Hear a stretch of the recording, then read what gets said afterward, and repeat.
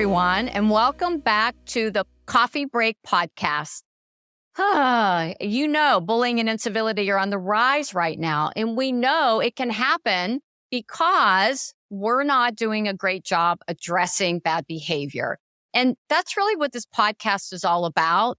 It's equipping leaders just like you with the skills and tools that you need to finally put a stop to bad behavior in healthcare.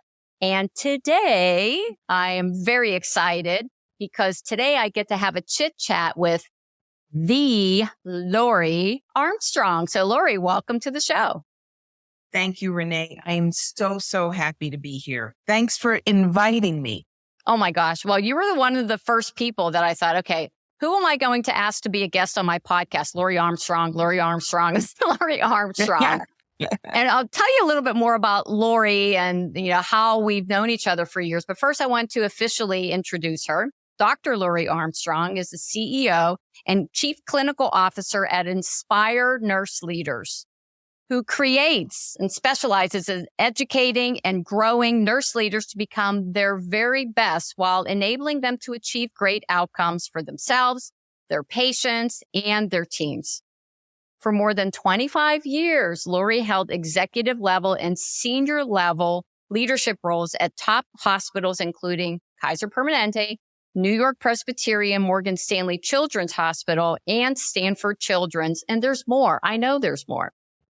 Lori earned her DNP in executive leadership from Drexel University and is a graduate of Harvard's executive leadership program.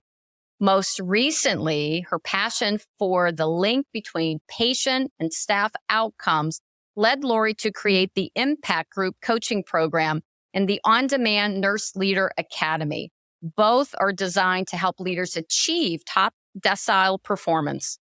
Lori's expertise, humor, and contagious energy make her a sought-after speaker, teacher, and coach. And I would say, yes, check.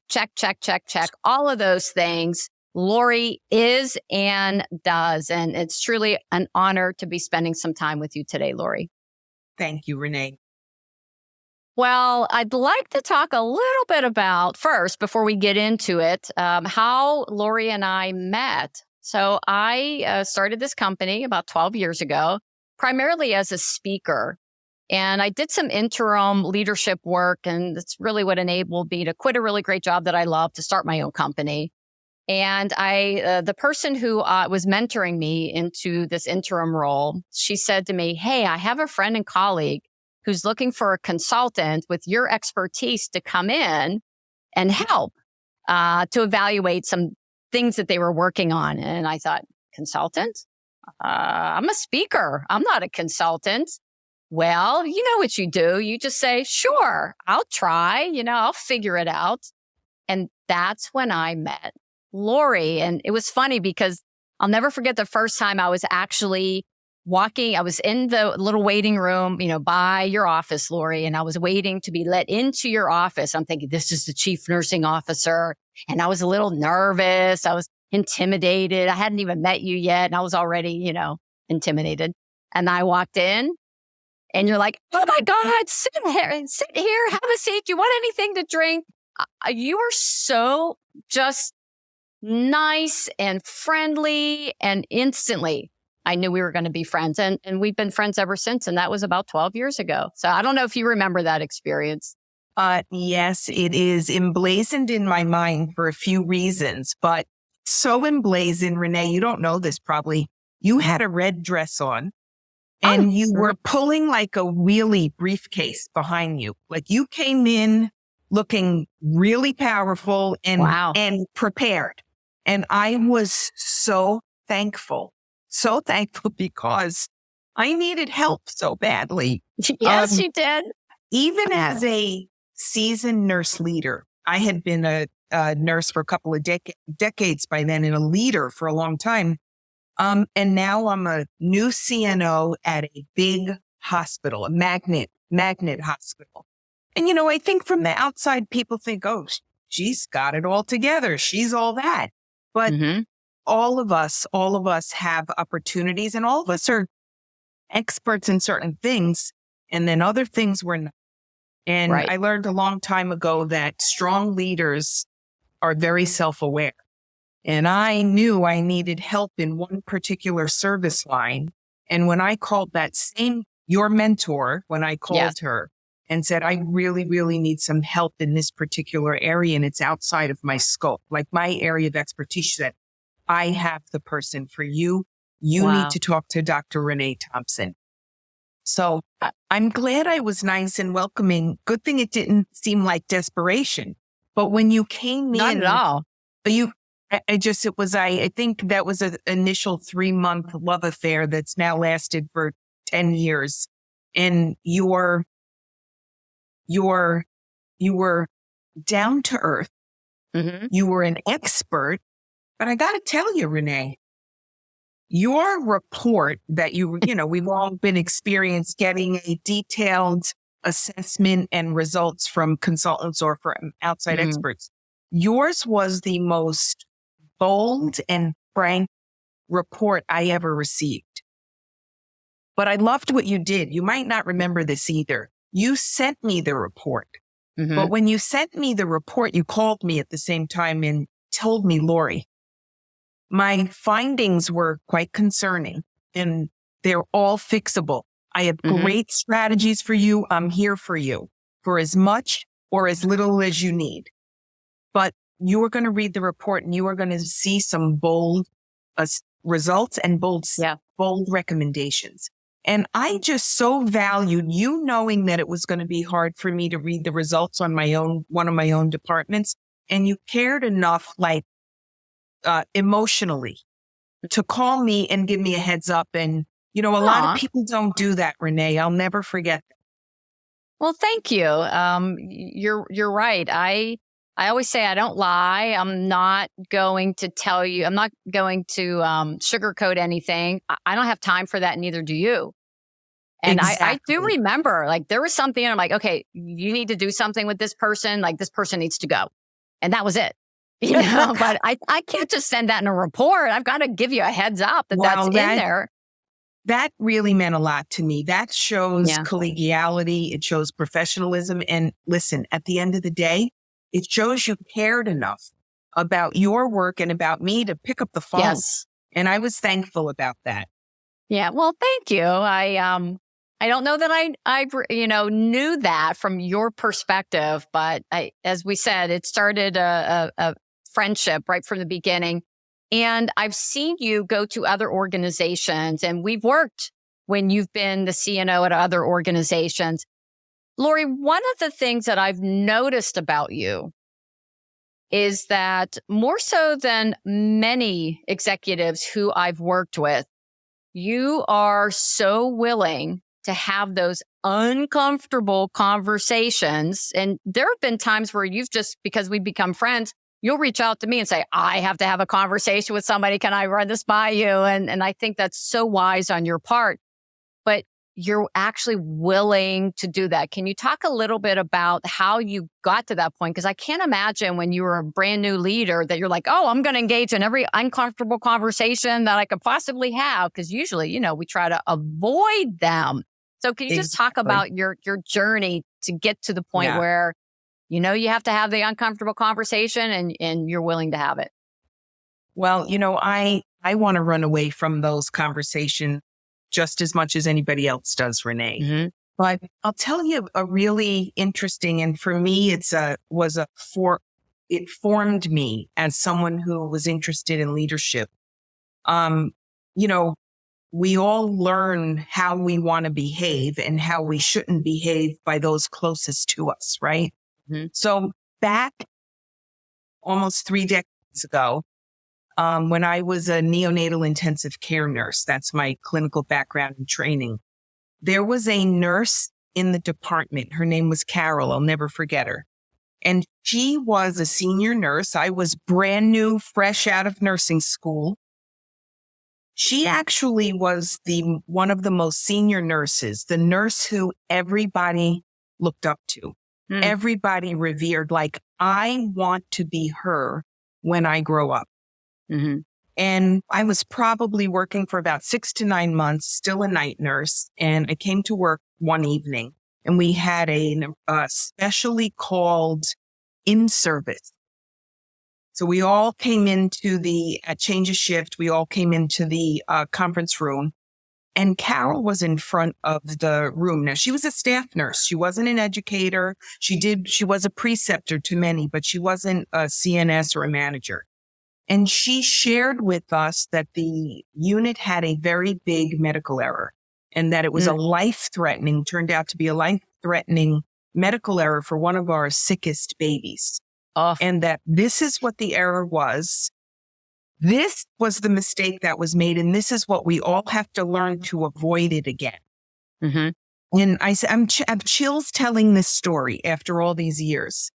And at the end of the in-service, she said, I was the nurse who made the mistake.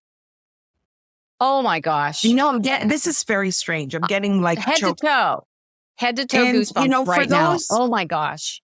Renee, first of all, I admire you so much, and I'm so proud and happy that you have so many followers and younger followers. Yes. But what I want to tell the people watching and listening is that this is a story of almost 3 decades ago. And the quality and patient safety movement was only just beginning. I mean, it's probably hard for some to believe, but it was just beginning. And to stand up in front of your peers, people who looked up to you, and talk about a mistake that you made. I think about the humility that took. Mm-hmm. I think about the courage it took. And I think about the bravery to have that difficult conversation. Circling back to your question, and it was one of those formative experiences. And I thought, again, I want to be Carol. And that not that long after that, I felt the calling to be a leader. I took that with me because, we all know, or I want those watching or listening to think about, we all should spend a little bit more time or taking pause about a lot of times when you make change or influence, because you're willing to address things that many, many other people are not. Right. I didn't know how to do it. We're not taught that. These days, there's a little bit more training in nursing school, but really most often not enough. Yeah.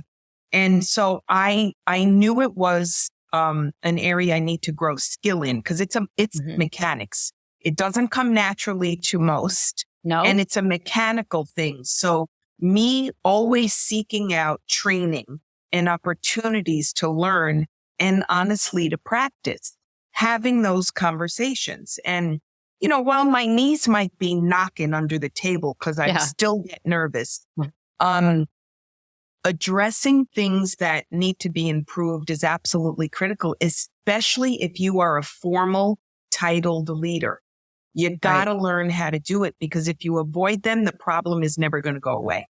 Well, and you make so many good points. And there is a difference, I think, between a leader who seeks out that training to develop those skills and a leader who doesn't. Yes. I say this frequently. So if you're listening, you probably have heard me say that it's a psychological reality that all human beings avoid pain. We avoid pain at all costs because pain could potentially be a threat to our survival. Well, having an uncomfortable conversation, confronting somebody's bad behavior, or admitting that you made a mistake is painful. And so many people avoid it. They ignore it. And as you said, Lori, the problem just continues. But so there's the leader's responsibility to seek out that training, to learn those skills. I also think, and I'm curious, Lori, your expert opinion, I think it's the organization's responsibility too, to make sure that they're equipping their leaders. But I don't always see that either. No, you are spot on, Renee, especially in what I do now, offering leadership development and coaching to leaders in a variety of positions, from frontline clinical leaders to the CNOs and executives themselves. And in fact, we are in the midst of a research study focused on the current state of nursing leadership development and training at organizations. So not academia, but actually in Right. facilities where leaders are practicing their art of leading. And we're finding significant gaps in that area. That's probably one of the top 5 that we're finding. Our research isn't done yet. Probably will be analyzed officially by the middle of November. But we're Okay. finding significant gaps in that. And there are some amazing tools out there. There are books. I encourage anybody, especially who's a formal leader, to seek out that training, because the way you show up as a leader, particularly in times of crisis, stress, or highly charged situations like coaching someone or counseling, the way you show up reveals your leadership. Good Wow. leadership or leadership that could be better. The way you show up. And, I always say this, you have an opportunity when you're having those difficult conversations. You have chills, Renee, when I say this. You actually are having the opportunity to grow someone. Yes. So you have the opportunity to grow someone and to positively influence their career. Because make no mistake, I've been on both sides of the table. Me I've too. been delivering that constructive feedback or being the deliverer, and I've also been the recipient. And when done correctly, and when the person delivering it makes sure they're upholding your dignity and your respect, it's a growth opportunity. And I think if leaders think about that as, I have the chance to grow this person I'm talking, I think it changes the narrative.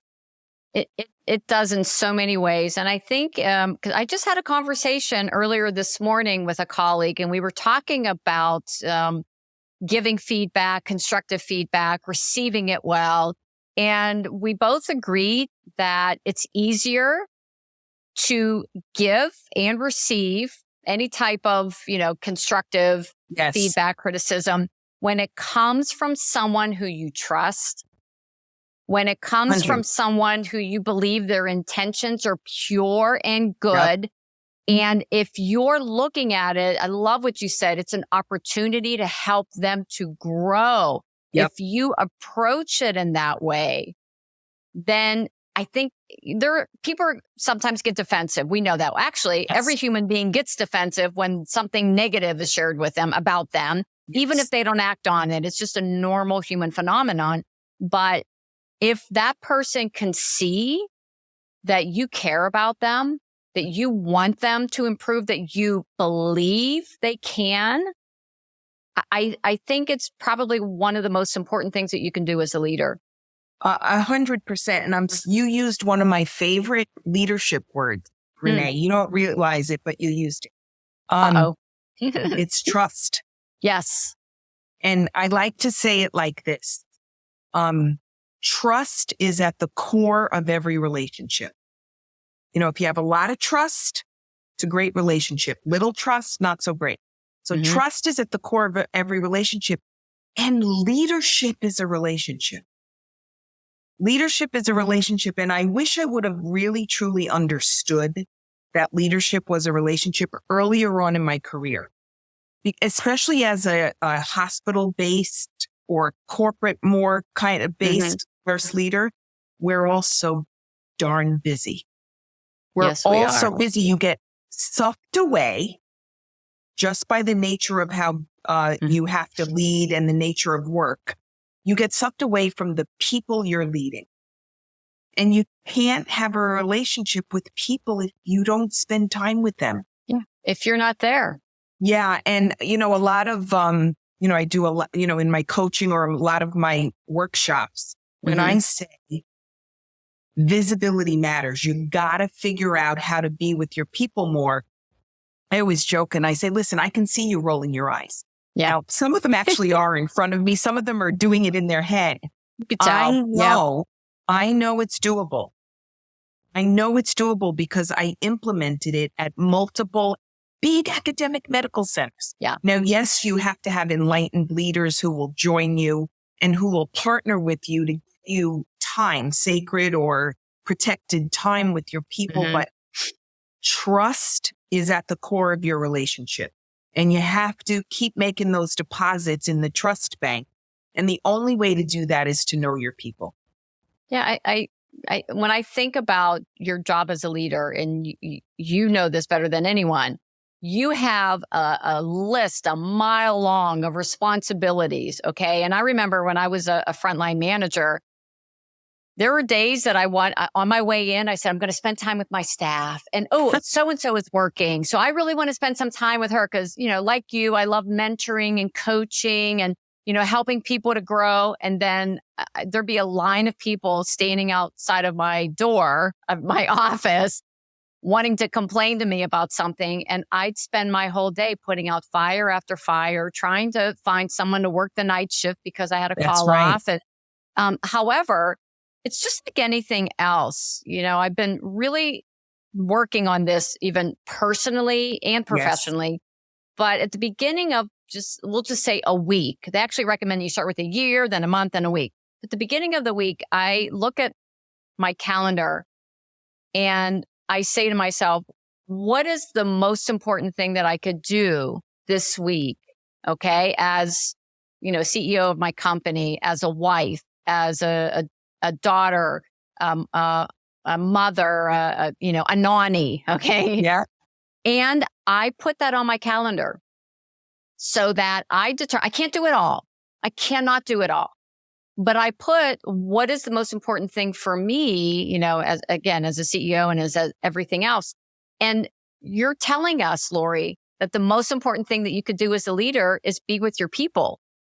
So put it on your calendar first. Make it like an appointment on your calendar so that, okay, Friday from 12 until 2, I'm going to be out there with my people and, I'm going to be rounding with them and talking with them and building relationships with them so that you build that trust. And I love that little deposits of trust. Yeah. And one of the things you just said, I want to highlight, Renee, is that you don't have to boil the ocean.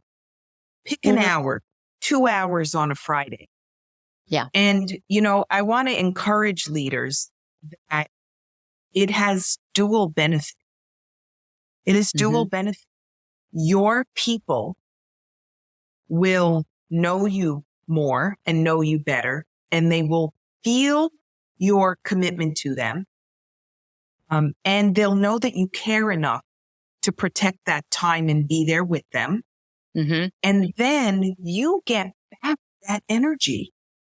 I know when I talk to most nurse leaders, the happiest times they have is when they're closer to where it all started, is Absolutely. At the bedside.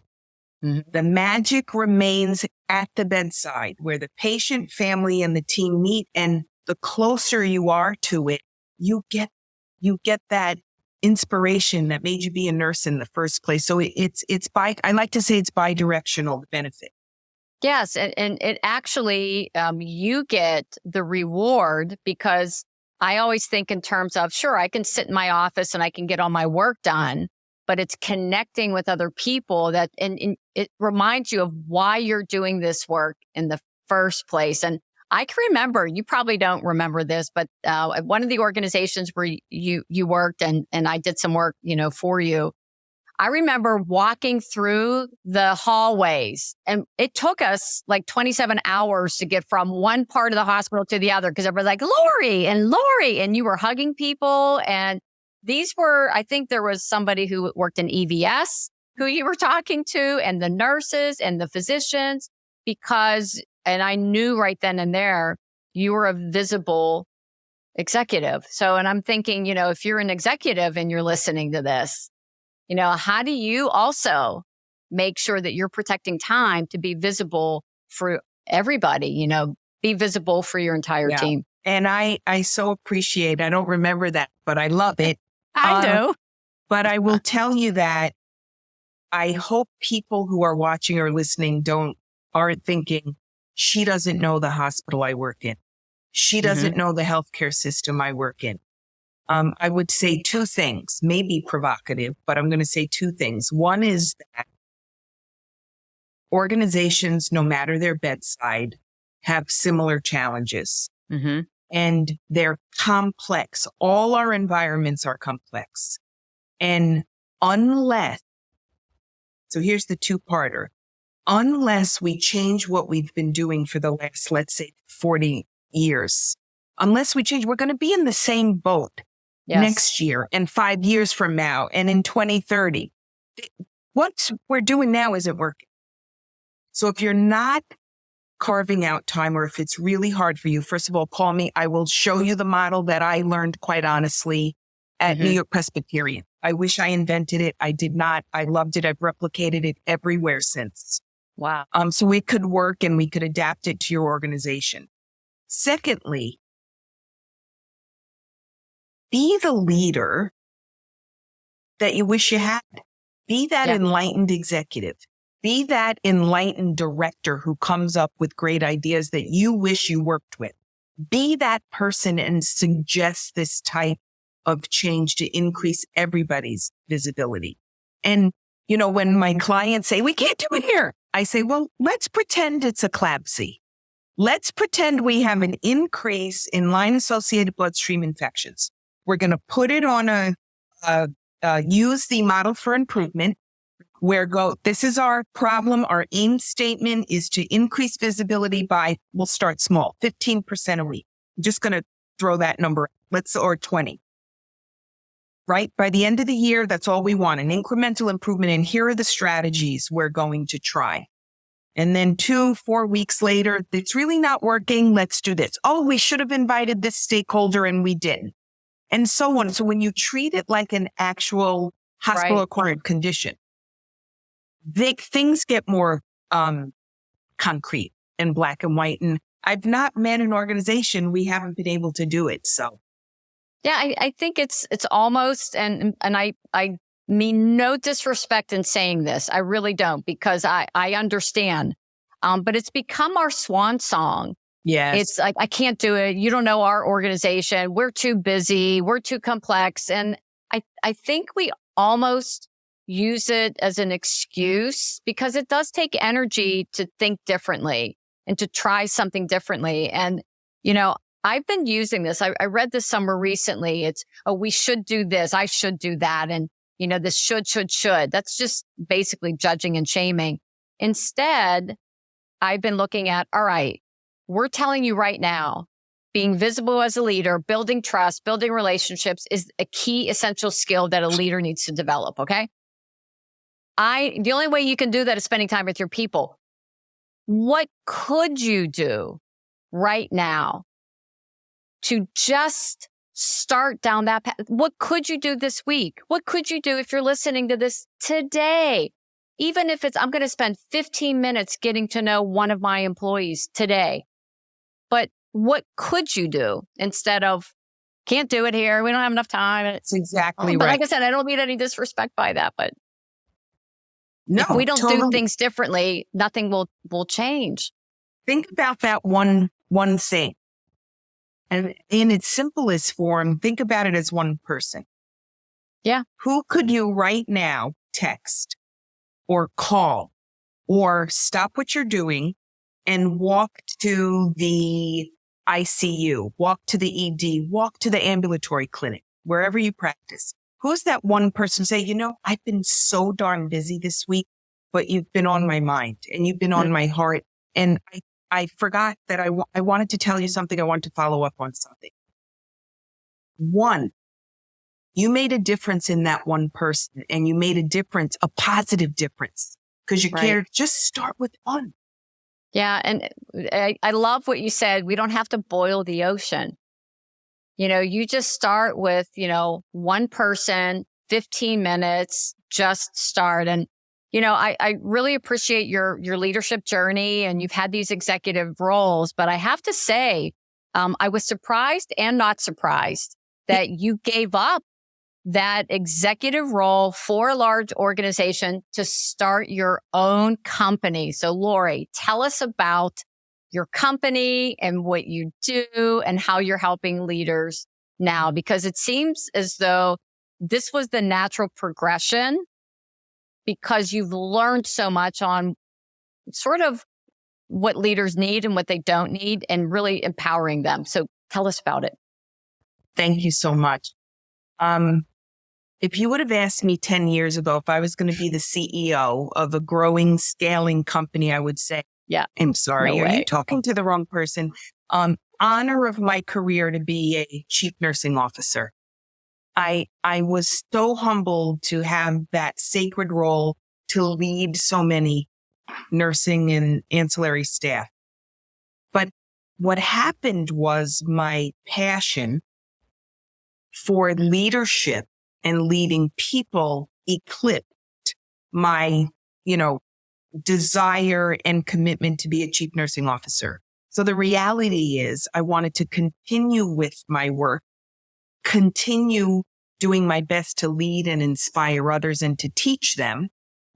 I wanted to do it on a larger scale. I wanted to meet the needs and support as many nurse leaders and their teams as possible. So it grew to be, you can do this outside of the walls of the hospital.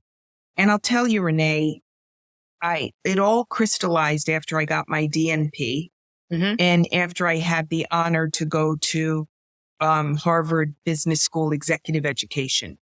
And it taught me to think bigger and think broader. Now, I want to tell everyone who's watching or listening that to go to Harvard to have to think bigger. My sister always says when I mention that I sound snobby.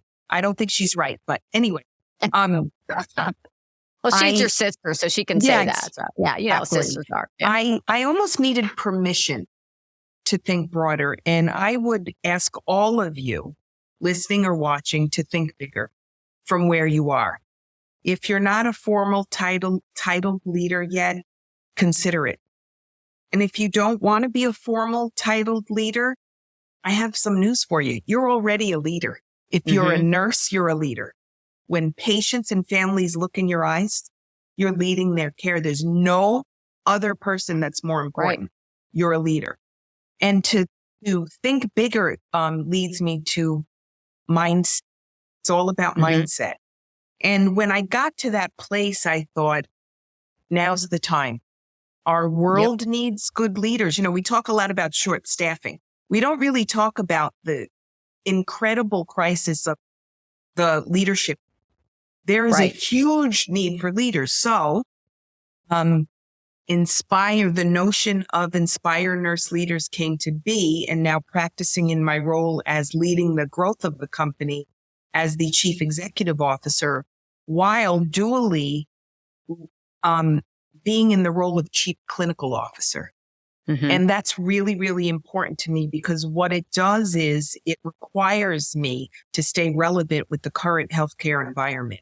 So I'm still in the mix. I'm still delivering coaching and consulting in the real hospital environment. So I'm an active practitioner, if you will. Sure. And Renee, it's been a ride. It's been I know. Of my life. I can't even imagine it, but we have over 10 full-time staff already. And I have a large team of about 15 coaches who work with me part-time. Delivering coaching service is really important because I feel like it's my baby. Coaching services to frontline clinical leaders through our impact group coaching. It has, my heart remains very close to the bedside. So we're very dedicated and committed to meeting the needs. And oh my gosh, the needs are vast to frontline clinical leaders, assistant managers, and directors. Yes. So it's interesting when you look at Lori's journey. And Lori, I don't know that I've ever said this to you, but it took me a long time to get to where I am with having my team and the Institute for the first couple of years. I remember this one time, I just wanted to be a speaker. And you're sitting there waiting for the phone to ring or somebody to email you. And I was trying to, get the word out there about my work. And little by little, then it grew and grew. I have never seen anyone who started a company like yours and grew as fast as it did. So what that tells me is, holy cow, are they hungry for this? There is Yes. you're talking about the gap. Well, you're filling that gap. And in case I forget, I'm going to have a link to Lori's website, her programs, everything in the show notes. So if you're listening to this, make sure that you end up going on, wherever you listen to podcasts, it'll be in the show notes or on our website. But your work has just been transformational. And one of the things that I love about you and your work is that you're a nice complement to a lot of the work that we do too. With, people call it the soft skills. I don't call it soft skills. I call it essential skills with conflict and emotional intelligence and bullying and civility, on communication, all of those things. But in particular, one of the things that it's tangible for me that I looked at and I thought, oh my gosh, this is brilliant and it's so needed. And it's your academy. Can you talk a little bit about your academy and who is the audience for this academy? Like if I'm listening to this right now, who is this academy for, and what value would they get from exploring the programs that you have in your academy? Thank you. It's so interesting. First of all, thank you for all those kind words. It is humbling. It's true. I just appreciate it. I appreciate it. So, because I feel everything we get to do, myself and my company, everyone in it, is an absolute privilege to people who are leading. At the end of the day, they're leading people who are laying hands on patients and families. That's why we're here. The Nursing Leadership Academy is interesting, Renee. It kind of came to be unexpectedly. Maybe I shouldn't tell the secret, but people on the website and buying our courses might say, oh, wow, this is such a, how long did it take to think about this? This really grew out of COVID. So when I started the company was about, it was a few years in the making, but we launched a year before COVID. So, you have a vision. We all had visions of what we were going to be doing. And I thought I was going to be speaking just like you, being a keynote and doing consulting. There's not a metric I've not met that I don't like. I can help any leader fix any metric, whether it's finance, patient quality and patient safety, engagement, all that. Well, when COVID hit, we were not going to be going into organizations physically. And I had assembled amazing faculty and consultants to go in and deliver consulting. Well, that evaporated in an instant, right? For like everybody, something evaporated. So what we did was we had a call with all of our faculty and said, okay, now what? Because we had everything developed. We all flew to a video studio in Salt Lake City, Utah. Whoa. And we filmed everything over a 2-week period. And the result of that, we had amazing faculty. We had everything developed, and we just transitioned into an online academy, which has now grown to over 41 courses, 41 accredited. I'm very proud of this, ANCC courses, ANC accreditation, and we partnered with the Barrel Institute. So if you are a certified in patient experience, it counts toward your recertification. So whatever your specialty, and the courses are aligned with the most common pillars at any organization. So finance, quality and patient safety, but it all starts with the foundation of transformational leadership. So there's 12 courses under that pillar. Wow. And I've seen it. It's so well done. And it's funny that this came out of the conversation where, okay, everyone, it's time to pivot, course correct, because we're not going to be going into organizations. And you answered the question, what could we do? Yes, exactly. And you pulled it together. I always say, because I'm a very much like you, avid reader, learner, love to develop new skills. But there's a difference between a leader who learns and a leader who executes. Yes. And what you did was you executed, and now you have this incredible, valuable resource for leaders. So in my spare time, I actually want to take some of your courses like with finance and because those are areas that I know I'm not as strong as I could be. And I know your work is just impeccable. And so thank you Well, for sharing that with us. Thank you so much. And you never know where those things lead you to. And Right. that actually was the catalyst for our new program, which is the impact group coaching. So Yeah. think about those courses being delivered live, either live in person or synchronous, live on Sure. Zoom or Teams. Think about the courses being delivered live to small cohorts of leaders at organizations. So groups of assistant managers, groups of managers, and they're all facilitated by a powerful dyad of coaches, a nurse certified coach, and then a professional development coach. Wow. Our results have been pretty astounding. Yeah, you've done such incredible work throughout your entire Thank you. career. And, we started the conversation talking about how great you were at being willing to have these Oh, goodness. uncomfortable conversations. I watched you. I was there at times when you would have, I'm like, oh, okay, conversations. But you always came from a place of honesty and respect. Like, I respect you enough to tell you the truth.